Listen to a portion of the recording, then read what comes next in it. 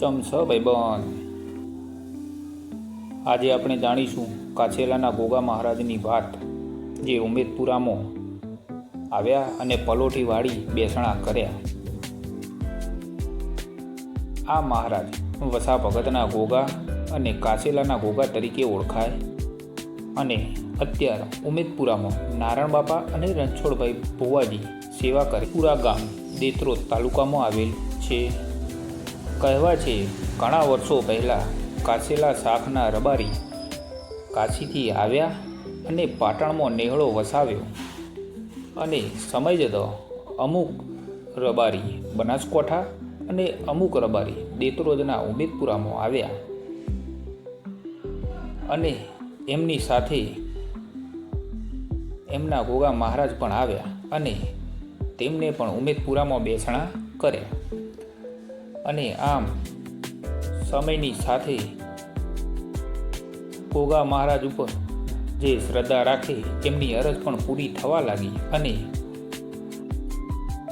ત્યાં નેહળામાં વસરામભાઈ દેસાઈ નામના એક સજ્જન માણસ રહેતા હતા. તેમની ભક્તિ જોઈ મહારાજ તેમના કોઠે ધોવા આવ્યા અને ગોગા મહારાજના પરમ ઉપાસક બનાયા અને તે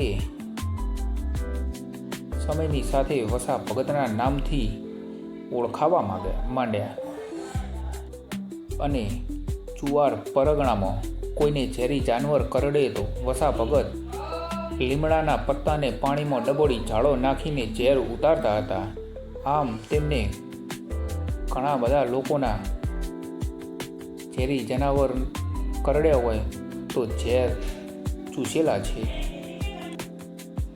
અને વસા ભગત વાસડાનો વેપાર કરતા હતા. તેમની સાથે દેત્રોદના પગુ ગરસોડ પણ તેમના સાથીદાર હતા.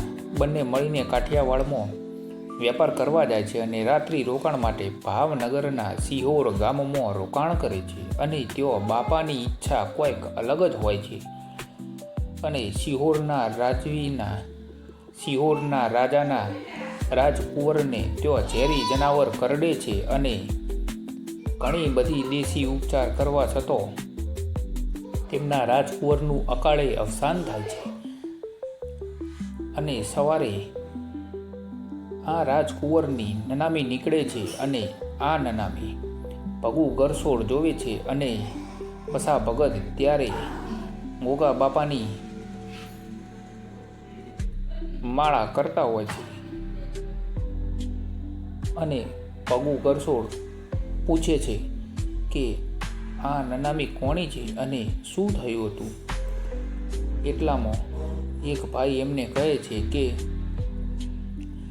આ સિહોરના રાજાના રાજકુંવરની નનામી છે અને તેમને ઝેરી જાનવર કરડ્યું હતું અને અકાળે અવસાન થયું છે.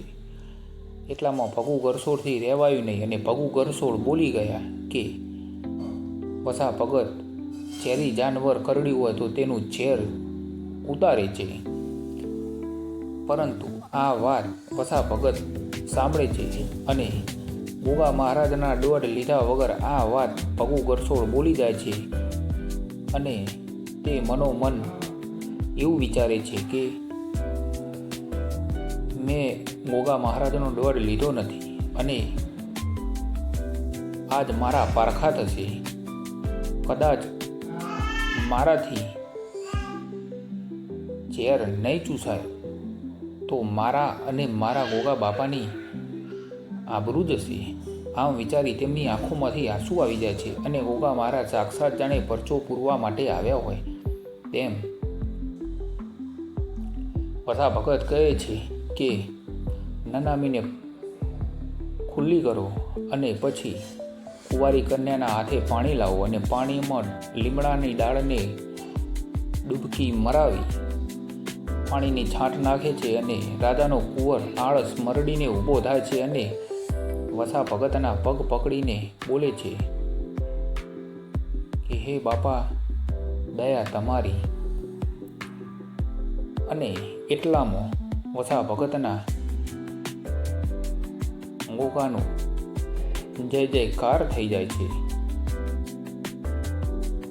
અને આમ પછી ત્યાંના રાજકુંવર અને રાજા બંને વસા ભગત અને ભગુ કરશોને પોતાના દરબાર ગઢમાં લઈ જાય છે અને ત્યાં તેમની સામે એક અરજ મૂકે છે કે મારે ગોગા મહારાજના બેસણા મારા દરબાર ગઢમાં કરવા છે. આમ ઉમેદપુરાના કાસેલાના ગોગા મહારાજના બેસણા ભાવનગરના સિહોર જિલ્લાના દરબાર ગઢમાં પણ આવેલા છે. અને વસા ભગતને કહે છે ત્યાંના રાજવી કે તમારે જે પણ જોઈતું હોય તમે મારી સામે માગી શકો છો. મારાથી જે પણ થાય એ બધું હું કરવા તૈયાર છું. વસા ભગત ખાલી એક જ વસ્તુ કહે છે, મારે 1 રૂપિયો અને શ્રીફળ જોઈએ છે, બાકી કંઈ જોઈતું નથી.